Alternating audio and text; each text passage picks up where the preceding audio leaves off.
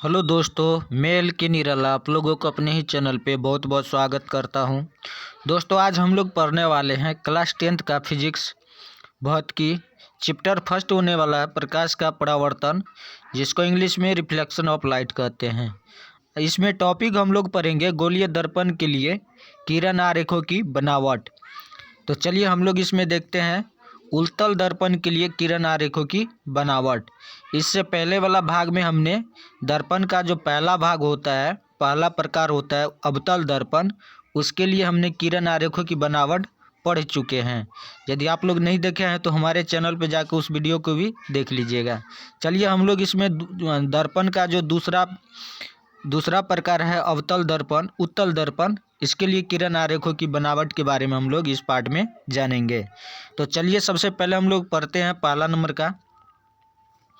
कहता है जब आपतित किरण प्रधान अक्ष के समांतर हो। जब आपतित किरण प्रधान अक्ष के समांतर हो तो देखिए क्या कहता है उत्तल दर्पण में प्रधान अक्ष के समांतर आपतित किरण दर्पण से परावर्तन के बाद फोकस से होकर गुजरती हुई प्रतीत होती है। जैसा कि आप लोग देख रहे हैं कि ये जो है ये अब उत्तल दर्पण है, जिसका ये वाला भाग जो है पेंट किया हुआ है। तो इधर से तो प्रकाश का परावर्तन होगा नहीं, तो ये क्या होगा, इधर से ये दर्पण का परावर्तन होता है। तो देखिए ये ध्रुव है और इसका जो है उत्तल दर्पण में, अवतल दर्पण में इधर फोकस बनता है, लेकिन उत्तल में क्या होता है, इसका उल्टा होता है, इधर फोकस है इसका, और ये वक्रता केंद्र हो गया। कहता है जब आपतित किरण प्रधान अक्ष के समांतर होता है, जैसे कि आप लोग देख रहे हैं ये प्रधान अक्ष के समांतर आ रहे हैं और ये दर्पण से टकराने के बाद क्या होता है, दर्पण के समांतर आपतित दर्पण से परावर्तन के बाद फोकस से होकर गुजरती हुई प्रतीत होती है। क्योंकि जो है सामने में तो होगा नहीं, ये दर्पण के इधर आएगा, तो इसको ये डॉट डॉट से दिखाया गया ताकि ये आभासी है, मतलब ये फोकस से होकर गुजरती हुई प्रतीत होती है। तो चलिए हम लोग दूसरा पढ़ते हैं। चलिए 2 नंबर में देखिए क्या कहता है। कहता है जब आपतित किरण फोकस की दिशा में हो। जब आपतित किरण फोकस की दिशा में हो तो देखिए कहता है उत्तल दर्पण में फोकस की दिशा में आपतित किरण दर्पण से परावर्तन के बाद प्रधान अक्ष के समांतर निकलती हैं। तो देखिए कहता है फोकस के दिशा में आपतित किरण, तो देखिए ये जो आ रहा है किरण, ये फोकस की दिशा में आ रहा है। दर्पण से परावर्तन के बाद ये जो है मुख्य अक्ष के समांतर लौट जा रही है। ठीक है, ये फोकस की दिशा में जो आ रही है, तो ये जो है इधर तो पेंट किया हुआ है, तो इधर जो वास्तविक तो होगा नहीं, तो प्रतीत होगा। और ये तो ये दर्पण इधर से जो प्रकाश पड़ेगा उत्तल दर्पण पर, तो ये पड़ने के बाद मुख्य अक्ष के समांतर लौट जाएगी। चलिए अगले हम लोग देखते हैं।